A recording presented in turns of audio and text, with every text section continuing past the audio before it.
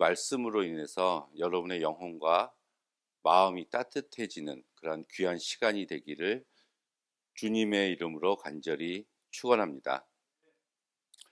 오늘은 예수님의 치유사역 18번째 중에서 11번째 시간으로 소경 두 사람을 고치신 사건, 예수님의 치유 사건을 한번 살펴보도록 하겠습니다.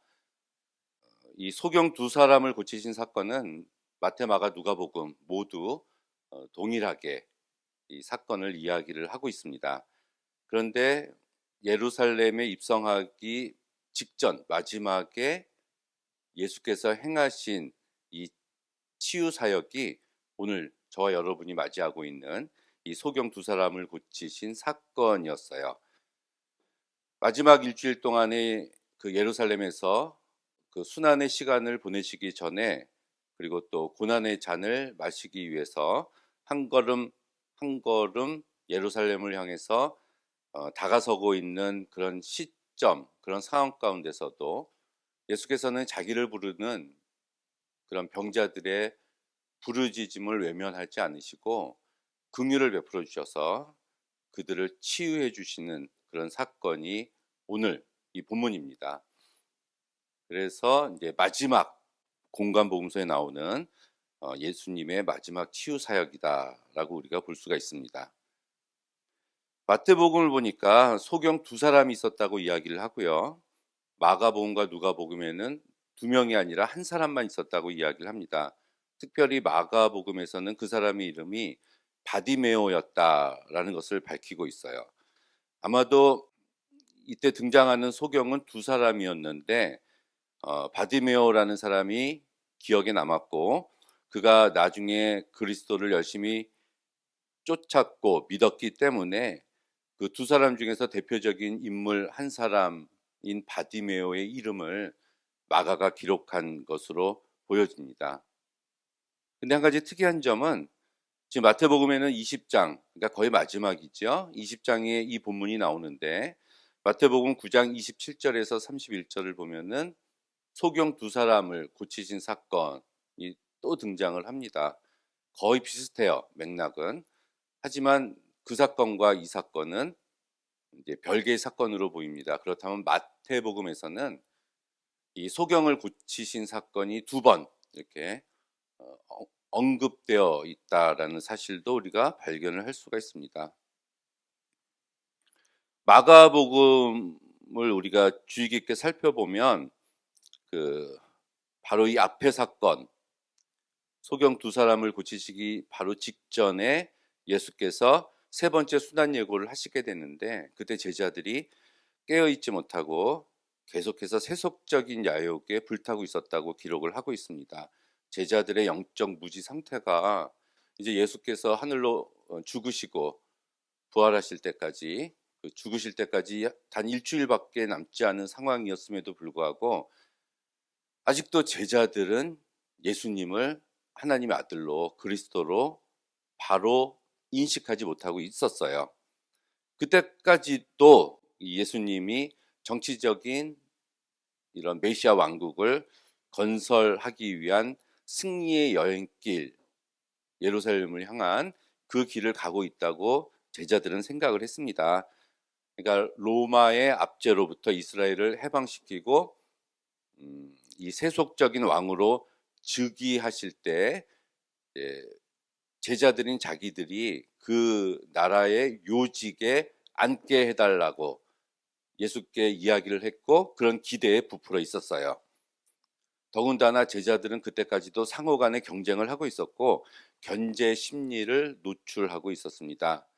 예수께서는 제자들의 이러한 세속적인 야욕을 잘 알고 계셨기 때문에 바로 이 앞의 문단에서 천국이 이 땅에 속한 것이 아니고 또한 천국에서는 먼저 섬기고 사랑해야 하는 것이다 라는 말씀으로 이들을 다시 가르치셨습니다.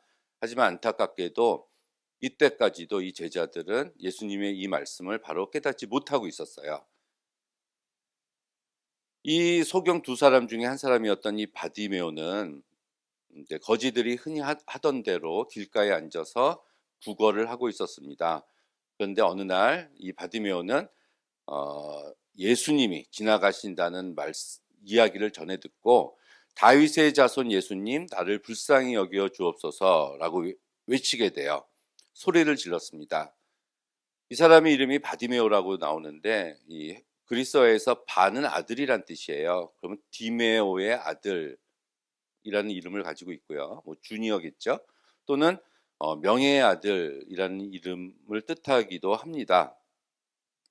이 바디메오는 아마도 예수께서 병자들을 고쳐주셨다는 소문을 오래전부터 소경이니까 보지는 못했고 듣고 있었을 겁니다. 그렇지만 눈이 안 보였기 때문에 예수님을 찾아서 만나러 갈 수 있는 상황은 아니었어요. 그런데 마침 그때 예수께서 자기 앞을 지나가신다는 소리를 들으니까 다시 없는 기회가 찾아왔다고 생각을 하고 막 소리를 질렀다는 얘기입니다. 다윗의 자손 예수여 우리를 불쌍히 여겨 주옵소서. 근데 그 명칭이 그냥 예수님이라고 부른 것이 아니라 다윗의 자손이라고 불렀다는 이야기예요. 이스라엘 역사상 가장 위대한 왕이라고 이야기하는 사람이 물론 이제 다윗이죠. 가장 강한 다윗과 솔로몬 시대 때 강력한 나라를 건설을 했고 또 무엇보다 중요한 것은 다윗의 후손으로 메시아가 이 땅에 온다라는 메시아 사상, 시온 신학이 있었기 때문에 이 다윗의 자손이 그리스도다라고 생각을 하고 있어서 그 예수님을 다윗의 자손이라고 불렀던 겁니다. 사실 그가 알고 있었던 최고의 존칭어였어요. 그렇지만 다윗의 자손이라는 호칭이 그가 알고 있는 최대한의 존칭어였지만 사실은 잘못된 정보 속에서 나온 호칭이라고도 볼 수가 있습니다. 왜냐하면 이 마가복음 12장에 보면 이건 누가복음에도 나와요. 거기 보면은 다윗이 성령에 감동해서 말하되 주께서 내 주께 이르시되, 이 주는 하나님께서 내 주 예수님께 이르시되 내 원수를 내 발 아래 둘 때까지 내 우편에 앉았으라 하셨도다 하였느니라. 다윗이 그리스도를 주라 하였은즉 어찌 그의 자손이 되겠느냐. 자, 이 말씀을 보면 다윗이 예수 그리스도를 향해서 주님이라고 불렀다는 얘기입니다.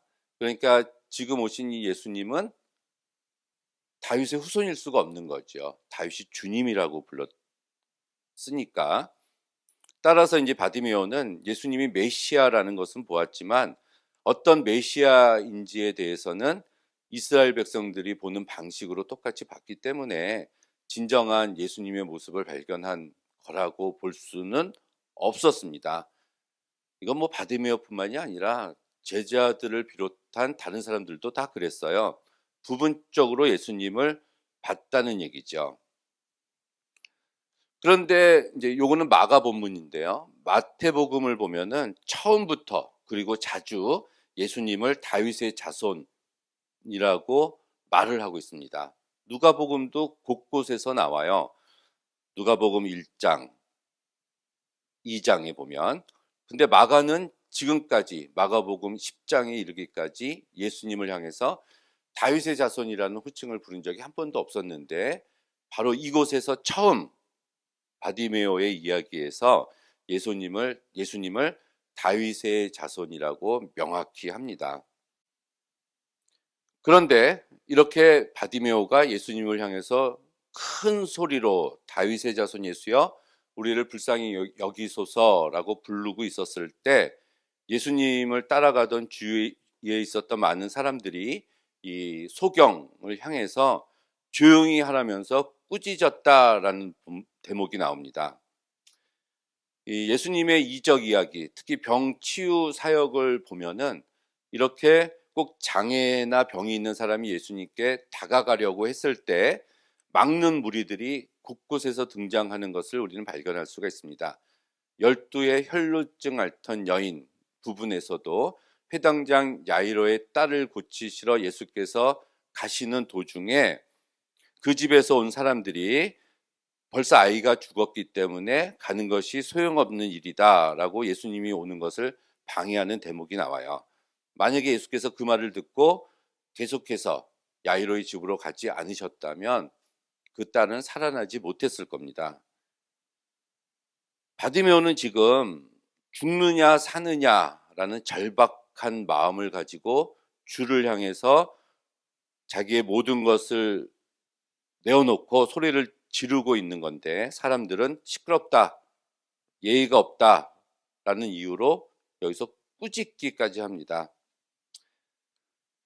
사람들이 그 어린이들을 예수님께 데리고 와서 쓰다듬어 주기를 바랬을 때도 이 제자들은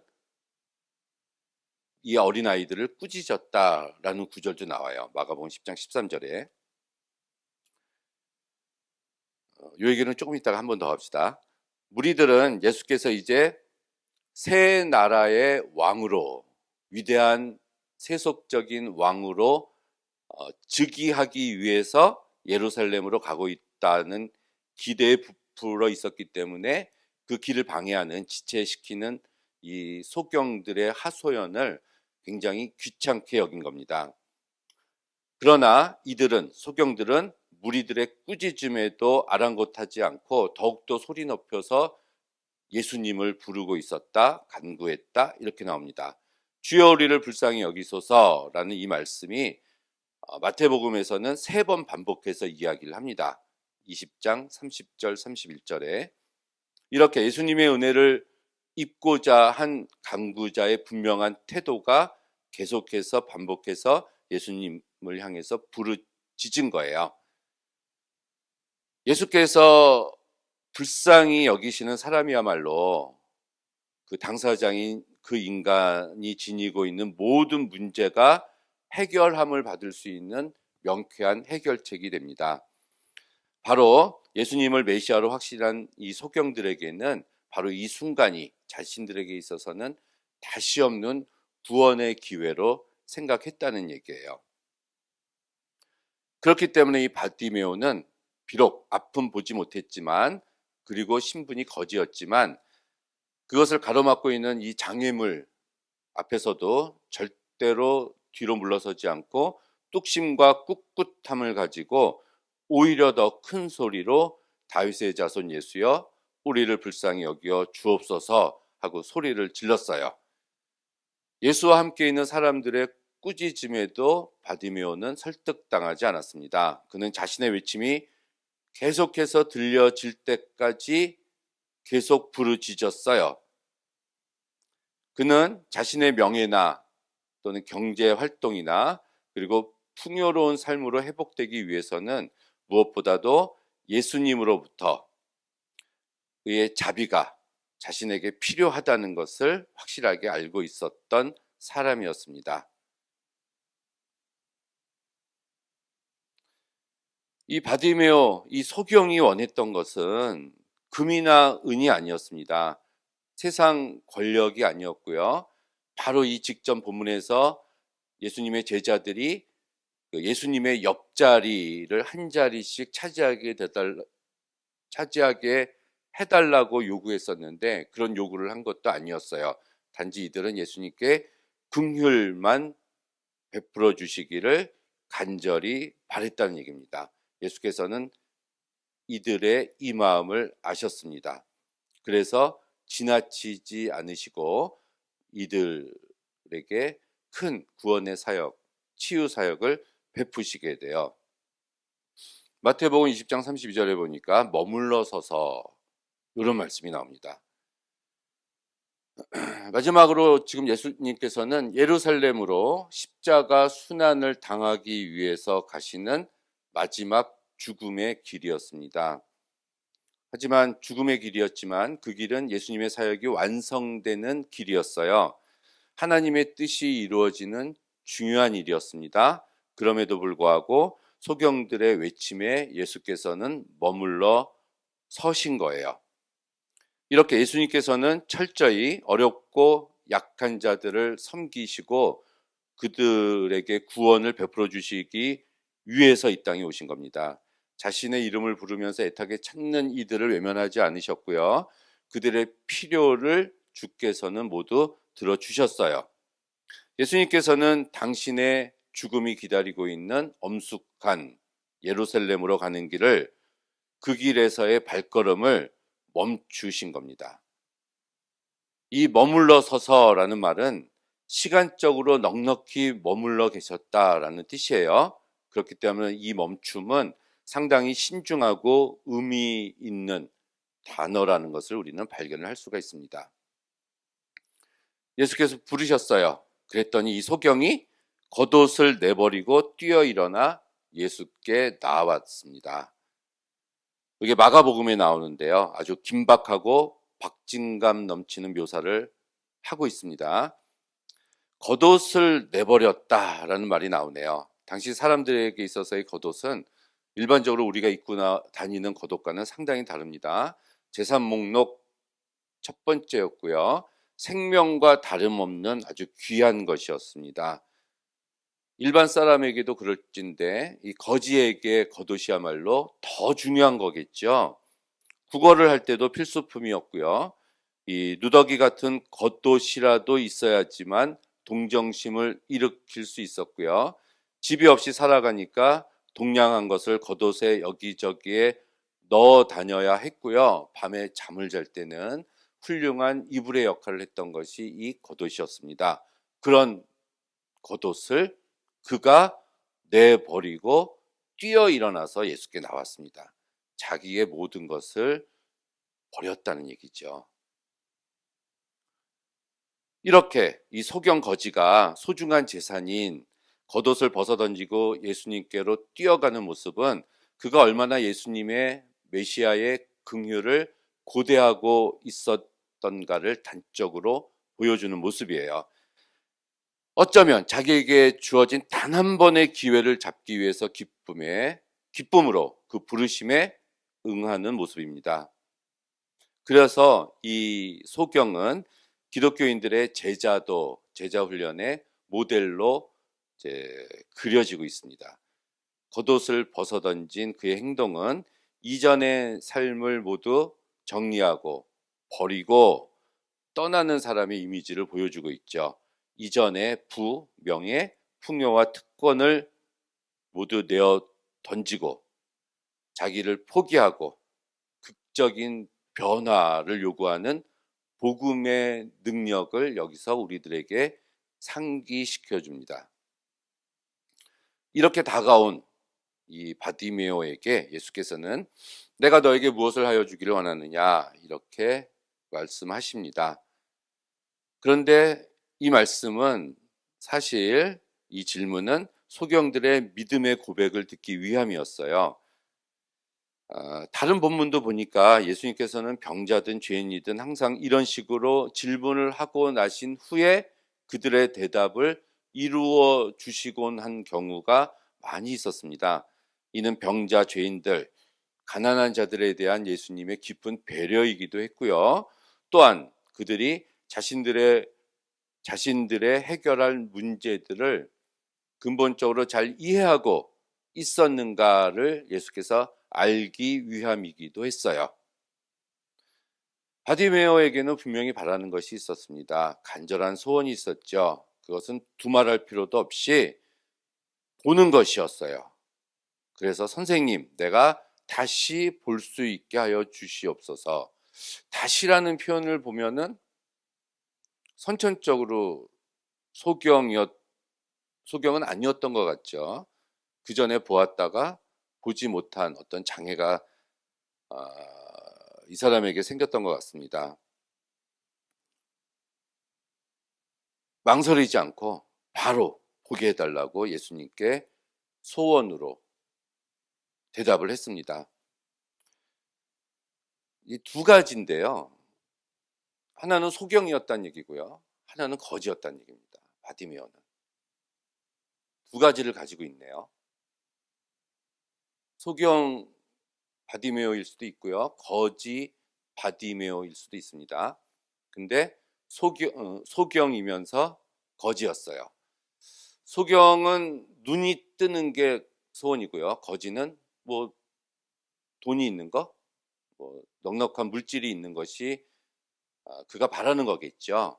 근데 이 사람은 두 가지를 가지고 있었을 때 거지로부터 벗어나는 삶, 부자인 채로 부자가 된 상황에서 앞을 보지 못하는 상황으로 살아가는 걸 원하지 않았고, 이 바디메오는 거지에서 벗어나는 것보다 소경에서 벗어나는 것, 눈멈에서 눈뜸으로 자신의 상태가 변화되는 것을 이 사람은 원했다는 겁니다. 구걸로 연명하는 거지의 근본적인 해결책을 구한 것이 아니었죠. 얼마간의 적선 행위를 구한 것이 아니었습니다. 눈을 치유받는 일이었어요. 요 사건 바로 앞에 세베대의 아들 야고보와 요한에게도 예수님께서 똑같은 얘기를 하세요. 마가복음 10장 36절인데요. 너희는 내가 너희에게 무엇을 해주기를 바라느냐 하고 예수님께서 야고보와 요한에게 얘기를 했습니다. 그랬더니 이들은 주께서 영광을 받으실 때 하나는 선생님의 오른쪽에 하나는 왼쪽에 앉게 하여 주옵소서 하고 야고보와 요한이 이야기를 했어요. 예수께서는 죽으러 순환받으러 예루살렘으로 가는 길이었는데 이들은 한심한 요구를 한 겁니다. 그런데 다른 10명의 그 이야기를 듣고 있었던 다른 10명의 제자들은 그 이야기를 듣고 그들이 먼저 자리를 차지했다라고 생각을 하면서 분개했다고 나옵니다. 똑같았다는 얘기죠. 그러면서 예수님께서는 그 제자들의 이러한 이야기들을 답답하게 여기시면서 너희는 너희가 구하는 것이 무엇인지 모르고 있다. 내가 마시는 잔을 너희가 마실 수 있고 내가 받는 침례를 너희가 받을 수 있느냐라고 얘기를 하셨어요. 결국 한 자리씩 차지하게 해달라는 제자들의 요구는 들어지지 않았다는 얘기입니다. 반면에 소경이면서 거지였던 이 바디메오는 그런 자리를 차지하는 것이 아니라 거지였지만 부자가 되게 해달라는 청을 한 것이 아니라 볼 수 있게 해주십시오라는 이야기를 했다는 얘기입니다. 우리는 그저 아무 소원이나 구하면 이루어진다는 이런 식의 적극적인 사고방식이 기독교의 복음이다 라는 착각 속에서 그동안 살아왔습니다. 구하라 얻을 것이요 찾으라 찾을 것이요 문을 두드리라 열릴 것이다 라는 말을 잘못 해석해서 그저 자본주의 사회 속에서 욕심나는 것은 많은데 구할 방법이 없으니까 예수님한테 와서 구하고 악을 쓰고 때를 쓰면 언젠가는 예수님이 들어주신다라는 식으로 믿습니다. 그러면서 그것을 복음이라고 이야기를 해요. 돈에 욕심이 많고 명예와 지위만을 구하는 사람들에게는 당연히 이런 복음이 귀에 솔깃하고 그들에게 먹힙니다. 그들이 구하는 것이 바로 이 야고보와 요한이 구한 것과 똑같아요. 예수께서는 분명히 그들의 요구를 거절하셨던 것처럼 그런 기도도 거절하실 겁니다. 우리가 주님께 간절한 소원을 가지고 믿음으로 구해야 하는 것은 맞지만 그렇게 구한다고 해서 다 받는 것은 아닙니다. 그런 적극적인 믿음, 적극적인 사고, 적극적인 신앙생활은 자본이나 욕심을 추구하는 적극적인 사고, 생각이지 믿음을 추구하는 생각은 아니에요. 요즘 한국의 기독교가 신자 수도 많이 늘어나고 교세도 예전에 비해서 아주 커졌고 교회 재산도 불어났지만 사회에 끼치는 영향력에서 사람들로부터 세상 사람들로부터 존경받는 것이 전보다 더 높아졌는지는 아주 의문입니다. 요즘 우리 사회는 2022년도의 한국 사회는 썩을 대로 썩어져서 당군 이래 최고로 이기적이 되어가고 있다고 생각이 들어요. 부익부, 빈익빈 현상이 갈수록 심해져서 이제 가난한 사람은 서울에 살 수도 없습니다. 말로만 거주의 자유가 있지 실제로는 시골 이전의 자유만 있을 뿐이에요. 그런데도 이런 현상을 바라보는 교회는 반성하기는커녕 계속해서 교회도 따라서 부자 교회가 되려고 몸부림을 치고 있습니다. 어떤 이들은 부동산 투기로 불로소득을 얻기도 하고요. 어떤 사람은 군대 면제를 받고 그 기회에 돈을 벌기도 합니다. 어떤 사람은 자기의 부와 명예로 강남에서 자녀를 키우고 이 사회의 지도층 인사가 되기를 구합니다. 이게 기도의 제목이에요. 사람들의. 간단합니다. 남들보다 좋은 대학에 붙고 내 남편이 승진하기를 바라고 내 남편이 군인이면 진급하기를 바라고 기도 제목을 내어놓으라 그러면은 30평대 아파트에 살고 있는데 40평, 50평대로 이사 가는 것이 기도의 제목입니다. 이런 것들. 그렇게 기도를 했는데 됐어요. 물질적인 복을 받았습니다. 노력해서 받을 수도 있어요. 하지만 운이 좋아서 그렇게 될 수도 있습니다. 또는 사기를 쳐서 많은 부를 우리가 움켜잡을 수도 있어요. 그런데 그 사람들은 주님이 주셨다고 얘기를 합니다. 내 기도에 하나님께서 응답해 주셨다고 간증을 하고 감사를 해요. 거짓 복음입니다. 이런 시점에서 우리는 예수께서 질문하셨던 것을 다시 한번 생각해 봐야 돼요. 내가 너에게 무엇을 하여 주기를 원하느냐? 바디메오는 우리 눈 뜨기를 원하나이다. 바디메오는 그것을 구했습니다. 예수께서는 믿음이라고 말씀하셨어요. 이 믿음이 그를 구원했다. 예수님은 칭찬하셨습니다. 예수님은 그를 고쳐주었으면서도 자기가 예수님 스스로 본인이 고쳐주었다고 하지 않고 바디메오의 그 믿음 때문에 그가 고침을 받았다고 격려해 주신 거예요. 그렇게 하면서까지 바디메오의 믿음을 격려해 주셨습니다. 우리는 바디메오를 눈먼 거지라는 것 때문에 무시하기가 쉽습니다. 시끄럽다, 조용히 해라, 입 다물어라 라고 말하면서 소리 지르고 꾸짖은 그 많은 사람들처럼 우리도 바디메오를 그저 불쌍한 사람으로 생각할지도 몰라요. 그러나 예수님 눈에 바디메오는 진정한 믿음의 사람이었습니다. 비록 눈은 못 보지만, 앞을 볼 수 없지만, 배운 것은 없지만, 가진 것은 없지만 그에게는 아주 귀중한 것 한 가지가 있었는데 그것은 믿음이었어요. 간절히 눈을 뜨고 싶어하는 소망이었습니다. 그것 하나를 위해서 겉옷을 내어버리고 자기의 모든 것을 바치는 마음이 있었습니다. 그것만 이루어지면 천하를 얻은 듯이 기쁘고 세상에서 가장 행복한 사람이 될 수 있다는 점에서 그는 아주 귀한 사람이라고 말씀드리고 싶습니다. 우리는 흔히 바디메오는 별것도 아닌 거지인데 예수께서 그를 고쳐주고 높여주신 것이라고 생각하기가 쉬워요. 하지만 이것은 선입견입니다. 바디메오는 실제로 예수님의 칭찬을 받을 만한 자격이 있는 사람이었습니다. 그 자격은 뭐냐 하면 한 가지만을 굳세게 바라고 그것을 향해서 돌진하는 믿음이에요. 그 한 가지. 우리는 우리 주변에 늘 이것저것 잡다한 것에 관심을 가지면서 한 가지 일에 제대로 매진하지 못하는 경우가 상당히 많습니다. 정말 순수하게 우리가 구하고 바랄 것은 예수님만 바라보는 거예요. 다른 것을 바라보는 것이 아니라.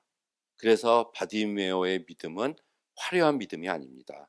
무슨 고행, 수행을 거쳐야 이룰 수 있는 것도 아닙니다. 공부를 해야 깨달을 수 있는, 가질 수 있는 믿음도 아니에요. 솔직, 담백하고 우직한 것이었어요. 그런 것이 바로 우리들에게도 필요합니다. 그리고 나서 그들이 고침받은 소경들이 예수님을 쫓았다. 따랐다. 이렇게 이야기가 나와요. 예수님이 나를 따라와라 이 말씀하지 않으셨어요. 하지만 그들은 치유함을 받자마자 눈이 보게 되자마자 예수님을 따라가게 됩니다. 그리고 예수님의 뒤를 쫓아가면서 영광의 찬송을 불렀다. 누가복음은 이렇게 기록하고 있어요.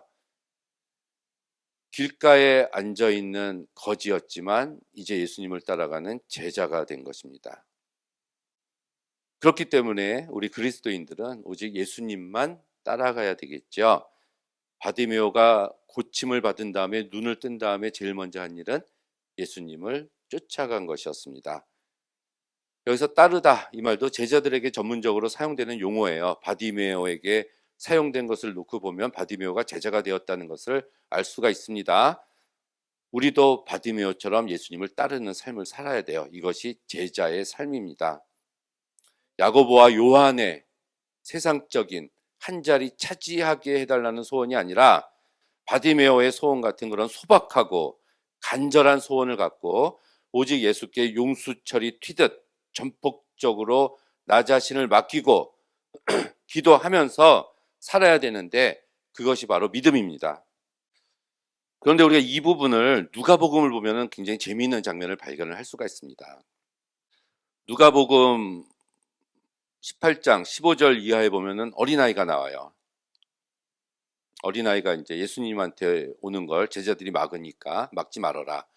그리고 예수님이 말씀하셨죠? 어린아이와 같지 아니하면 천국에 들어갈 수가 없다. 그랬더니 바로 그 뒤에 어떤 부자 관원이 나옵니다. 그래서 내가 모세율법을 다 지켰습니다. 어떻게 해야 내가 구원을 받을 수 있습니까? 그랬더니 예수님이 모든 것을 버리고 너의 소유를 다 버리고 나를 쫓아라. 그랬더니 근심하고 돌아갔어요. 이 사람은 예수님을 쫓았습니까? 쫓지 않은 사람입니다. 근데 요 부자관은 다음에 나오는 사건이 오늘 이 두 소경 이야기입니다. 이들은 치유함 받고 나서 어떻게 했죠? 쫓았다는 얘기입니다. 그럼 누가복음 18장에 보면 쫓지 않은 부자 관원과 예수님을 따르고 쫓았던 이 소경 이야기가 대비되어서 나오고요. 그렇다면은 어린아이와 같지 아니하면 천국에 들어갈 수가 없다. 소유를 팔아야 모든 소유를 팔아야 구원을 얻을 수 있다. 불가능한 일이 아닌가? 가능합니다. 불가능하지 않아요. 그것이 바로 뒤에 나오는 19장의 삭개오 이야기 속에서 예수님은 부자 관원이 하지 못했던 일이 가능하다라는 걸 보여주신 거예요. 예수께서 삭개오를 만나시지 않았습니까? 예수님이 오셨다는 이야기를 듣고 삭개오도 가요. 근데 예수님 주위에 사람들이 많아서 삭개오가 예수님을 볼 수가 없었어요. 키가 작아 이렇게 나옵니다. 그래서 삭개오가 뽕나무에 올라갔습니다. 예수님 주위에 있었던 사람들은 예수님만 바라보고 있었어요. 그런데 예수님은 삭개오를 보고 계셨습니다. 그때. 그래서 뽕나무 밑을 지나갈 때 예수께서는 삭개오야 이름을 부르신 거예요. 내려와라. 위험한 나무 위에 삭개오가 올라갈 수밖에 없었던 이유는 첫 번째로 그가 키가 작았기 때문이지만 두 번째로 예수님 주위에 사람들이 많아서 그걸 비집고 그 틈을 비집고 들어가서 예수님을 볼 수가 없었다는 얘기입니다. 예수님 주위에 있었던 사람들은 누구죠? 예수님을 따른다는 사람들이었어요. 아니, 따른다기보다는 예수님의 기적만 보고 자기 문제만 해결함을 받으려고 하는 이기적인 사람들이었습니다. 그 사람들이 바라보는 예수님을 향한 시선은 잘못된 것은 아니었어요. 하지만 예수님은 삭개오처럼 키가 작고 문제가 있는 사람들을 보고 있었다는 얘기예요. 우리는 예수님을 보면서 내 주변에 있는 삭개오 같은 사람들을 보지 못합니다. 근데 우리는 잘하고 있다고 생각해요. 왜? 예수님을 바라보고 있으니까. 물론 예수님을 봐야 되죠. 하지만 우리는 또 예수님처럼 바라봐야 됩니다. 예수님이 누구를 보고 있는가를 우리가 봐야 돼요. 삭개오를 보고 계셨습니다. 내려와라. 그 집에 가셨어요. 식사 대접을 받았죠. 삭개오가 이야기합니다. 내 소유의 절반을 팔아 가난한 자들에게 나누어주고 토색, 강제로 취한 것이 있으면 4배를 쳐서 갚겠습니다. 아까 부자가 너는 소유를 팔아 가난한 자들에게 나눠주고 나를 쫓으라. 근심하고 갔어요. 불가능하다고 생각을 했습니다. 불가능한 일인가? 아니에요. 삭개오를 보니까 그런 사람이 있었어요. 이 뒤에 예루살렘에 들어가세요. 그렇다면은 예루살렘에 들어가시기 직전에 예수님께서는 나를 따르는 진정한 제자는 삭개오와 같은 사람이다. 어린아이와 같은 사람이다. 그리고 이 소경과 같은 사람이다. 우리들의 눈에는 부자 관원의 눈, 그들의 사고밖에 보이지 않지만 예수님은 이러한 말씀을 해주신 겁니다. 이게 들어가시기 직전에 예수님의 일이었어요. 우리가 육신의 눈, 지금 저도 안경을 쓰고 있지만 잘 안 보여요. 답답합니다. 육신의 눈이 먼 것이 굉장히 답답하죠. 하지만 영적인 눈이 어두워서 일생을 죄 가운데 죄 중에서 헛된 것의 종로로 타면서 마침내 멸망에 처하게 되는 삶은 훨씬 더 비참한 삶이 됩니다. 그렇기 때문에 우리는 이 빛 되시는 예수께서 우리 곁을 지나가시고 계실 때 놓치지 말고 그 옷깃이라도 매달리면서 우리를 불쌍히 여겨 주옵소서라고 외쳐야 돼요. 이게 기도입니다. 그때 우리를 부르시는 예수 그리스도의 목소리가 들리고 우리는 그것에 민감하게 반응하게 됩니다. 우리의 기도에 응답해 주시고 우리의 필요를 채워주시기 원하는 예수께서는 우리가 그렇게 부르짖을 때 외면하지 않고 머물러 서서 우리에게 다가오시게 됩니다. 바디메오의 이야기는 그렇기 때문에 눈이 멀었다라는 눈멈이라는 주제 아래서 이 복음서에서 전개되고 있었던 많은 신학적인 주제들을 마무리하는 역할을 해요. 눈멈이란 주제는 예수가 하나님의 아들이라는 것을 알아보지 못하는, 보지 못하는 눈이 멈이라는 상황을 묘사하고 있는 겁니다. 처음에 8장에서 벳세다에서 눈먼 사람을 예수께서 고치셨죠. 그리고 9장과 10장에서도, 이 마가복음이에요. 10장에서도 예수께서는 하나님 나라에 대해서 설명하시는 예수님의 말씀을 이해하지 못하는 영적인 눈멈에 대해서 꾸짖으셨어요. 특히 베드로에 대해서. 예수께서 배반당하고 사람들의 손에 넘겨질 거다라고 순한 예고를 누누이 3번이나 말씀을 하셨지만 이 제자들은 그 말씀을 믿지 않았고요. 오히려 우리 제자들 중에서 누가 더 높은지 논쟁을 했고요. 베드로와 요한은 한 자리 차지하게 해달라고 부탁을 했고 다른 제자들도 마찬가지였습니다.